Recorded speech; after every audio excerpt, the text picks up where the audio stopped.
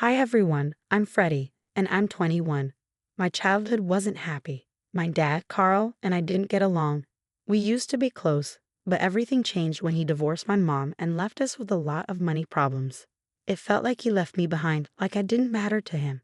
He started a new life and focused on himself, his hobbies, and dating. After the divorce, my mom, Yasmin, and I had a tough time. We went from having a good life to struggling to make ends meet. My mom, Yasmin, worked very hard to take care of us after my dad left. She never gave up, even when things were tough. She started a small business and worked hard to make it grow. And it did. Our lives went from being difficult to being comfortable again. It was amazing to see my mom's strength and determination. But then something unexpected happened. My mom got sick. It was a big shock for us. The person who had fought so hard for us was now fighting a serious illness. It was a tough time for us, but we were determined to support her through it. My mom's illness turned our lives upside down. I took care of her and hoped she would get better. We tried everything, but sometimes things don't go as planned. Sadly, my mom passed away, leaving a huge gap in my life that can never be filled. As her only child, I had to face the difficult time after her death alone. While I was grieving, I found out that she had left her house to me. It was her last gift, showing me how much she loved me and the life we shared. When I entered the house, now mine, it felt like my mom was hugging me one last time. The house held many happy and sad memories of our time together. But what hurt me the most was that my dad, Carl, and his new wife, Rita, didn't even come to my mom's funeral. It was like he had completely forgotten about her and didn't care. This made me very angry. How could they be so cruel? Didn't my dad care about how I was feeling? Even months after my mom's death, the pain still felt fresh. I tried to find comfort in memories and friends, but I couldn't shake off the bitter feelings. The house my mom left me was beautiful, but it reminded me of her absence. I tried to make peace with the memories and make the house my own, but it took time. Things were getting better, until one day my dad, Carl, showed up at my doorstep unexpectedly. It had been months since my mom's funeral, and he acted like nothing was wrong. I opened the door, and our eyes met. He looked surprised to see the pain and anger on my face. He tried to smile, but it didn't work. We stood there in awkward silence, with a lot of unspoken words between us. I was angry and disappointed, and it was hard to keep those feelings inside. Finally, he said, "Hey, Freddie, can we talk?" in a sorry tone, but it didn't feel sincere. His presence in my house brought up a mix of emotions, and I just stared at him. I wasn't fooled by my dad's weak attempt to make things right. "Don't pretend to apologize, Carl. I'm not buying it," I said, my voice filled with anger. "You left us to struggle while you lived a life of luxury. Now you show up like nothing's wrong." Carl's face turned red with anger, and he became defensive. "You need to respect me, Freddie," he said firmly. I laughed in disbelief. "Respect is earned, Carl. You lost mine when you abandoned us for your own desires. You can't demand respect after all the pain you caused." As we argued, I saw Rita getting out of their luxurious car and walking towards us. Seeing her only made me angrier, remembering how my dad chose a life of extravagance over his family. When she reached the doorstep, I said, "What brings you here, Rita? You didn't even come to my mom's funeral, but now you're here." Rita made a weak excuse. "We were busy, Freddie. We had commitments." Her words only made me angrier. "You were too busy to attend my mom's funeral? That shows how little you care about her memory and our family." I felt a surge of anger and frustration as I looked at my dad and Rita standing in front of me. They were still the same selfish people who showed off their wealth and indulged in luxuries. Their presence in my home, acting like nothing was wrong, made me even angrier. "What do you two want from me?" I asked them. "Haven't you hurt me enough already?" "My dad," Carl said, "Freddie, we need to talk. The truth is, our life isn't as great as it seems on social media. We're struggling financially, and we even need to sell the Aston Martin outside to get some money for something important." Rita, who had been quiet until then, took off her coat, revealing her pregnant belly. I was shocked and angry. "You're telling me that you got someone pregnant who's young enough to be my sister? This is a sick joke, right?" I said, my voice filled with anger. Carl, now getting defensive, said some very hurtful things to me. His words were mean and unexpected, and I couldn't believe my father could be so cruel. "You think you're so smart, talking to me like that. I left you and your mom because I couldn't stand being around someone as stupid as you. You're useless and hopeless. I didn't do anything wrong, so shut up. I was shocked and couldn't believe what I was hearing. I just stood there, refusing to accept that my father was speaking to me like this in my own home. Get out, I said firmly. Get out before I call the police. Leave my property. Carl smiled slyly and said, Actually, that's why we're here. What do you mean?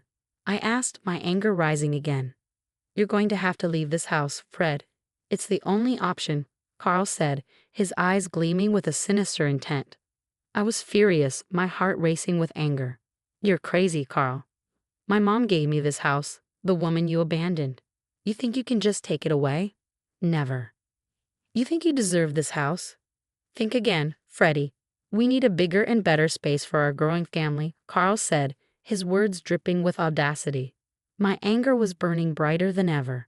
How could he want to start a new family after leaving us just a couple of years ago? He's insane. You think I'll just leave? My name is on the deed, Carl. This house is legally mine, and you can't take it away, I said, standing my ground. Carl sneered at me. Are you sure about that, Freddie? I have connections. I know the county clerk, and a simple phone call could make your name on that deed to disappear. I was even angrier now.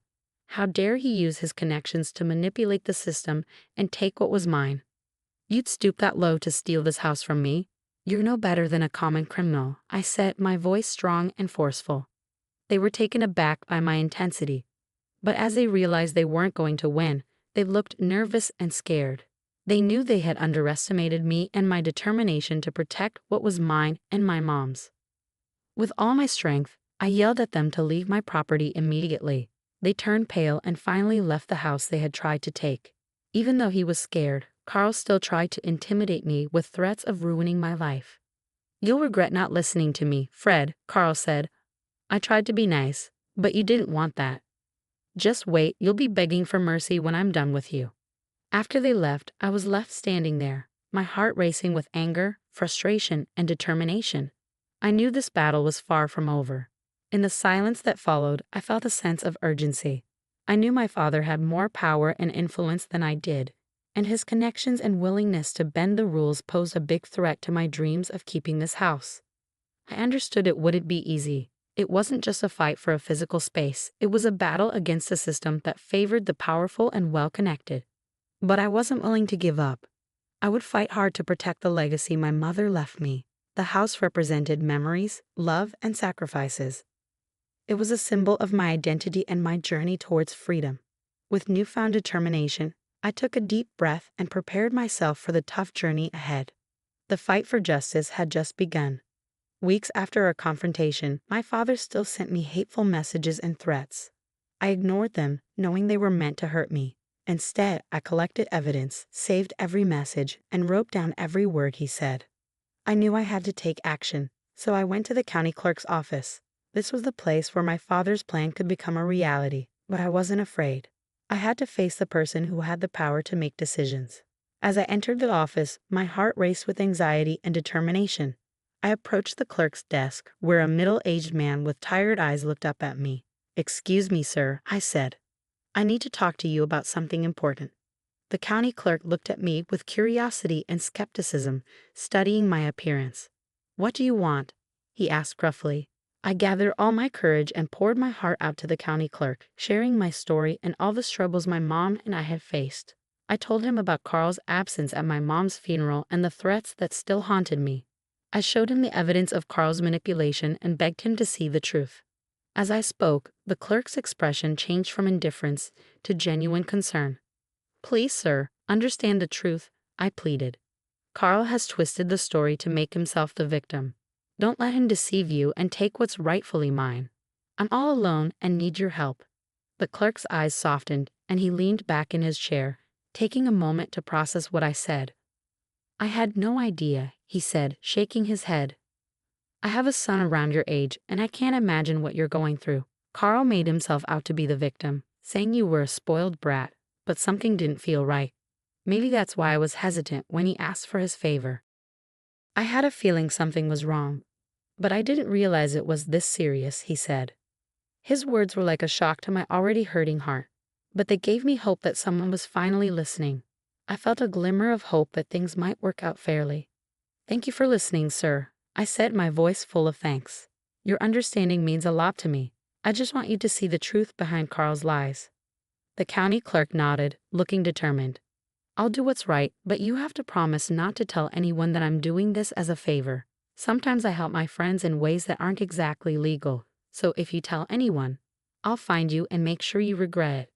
I swallowed hard, scared of the man in front of me.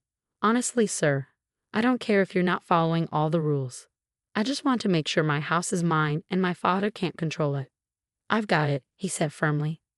"I believe you've been through a lot, and you shouldn't have to worry about owning your house again." Leaving the office, I felt a huge weight lifted off my shoulders. The battle wasn't over yet, but I had hope that the truth would come out and I would get what was mine. I went to my father's house, but it looked empty and abandoned. The fancy furniture was gone, probably sold to prepare for the new baby. After waiting for a long time, Carl finally opened the door, looking terrible. He hadn't slept or showered in days, and seeing me made him even angrier. "What do you want?" Carl growled. "I just came to tell you something," I said, standing up for myself. "I'm keeping the house, and you can't make me leave. So give up trying." "Like hell you are," Carl yelled, his face red with anger. "I'm your father, and I get to decide." "You're no father to me, just a pest," I shot back, my anger rising. Carl sneered. "We'll see about that. I always get what I want." I smiled, feeling triumphant. I already talked to the county clerk, and he's on my side. I have the papers right here, and the house is mine. Carl's face contorted in shock and horror as he realized his plan was falling apart. He stuttered, trying to find words, but I just laughed, celebrating my win. "You can't tell anyone I tried to help you, or we'll both get in trouble," Carl said, his voice desperate. "Looks like you and Rita need to start house hunting," I taunted, rubbing it in. Carl's face fell. "Actually, Rita is leaving me. She's not happy that I couldn't get your house quickly enough, and she's given me an ultimatum." I shrugged. "That's tough for you." Carl's eyes begged me. "Freddie, please, let me move in with you. I can't take it here anymore. Everything is too much for me. I haven't slept or eaten, and Rita is driving me crazy with her demands." I laughed. "You're still acting like a child, even at your age. You think I'm going to let you stay with me? Think again. Try a homeless shelter. They might have room for you." Carl's face twisted in anger. "You're a heartless and thoughtless person. You'll regret this, Freddie." I smiled. "I'm not scared of you, Carl. You're getting what you deserve. Karma's a bitch, isn't it?" As I walked away, I knew Carl's life was going downhill. He became a social outcast, and his alcohol addiction took over. I heard Rita divorced him, took most of his money, and left him alone and hopeless in a hotel room, struggling to figure out his next move. But I knew I had won, and I was ready to fight for anything my mother left me. Carl would never dare to confront me with the same anger and entitlement again. I was no longer a kid, and I had a lot to lose. "I'll fight for anything my mother left me," I said firmly. "And if he's foolish enough to try me again, I'll make sure he regrets it."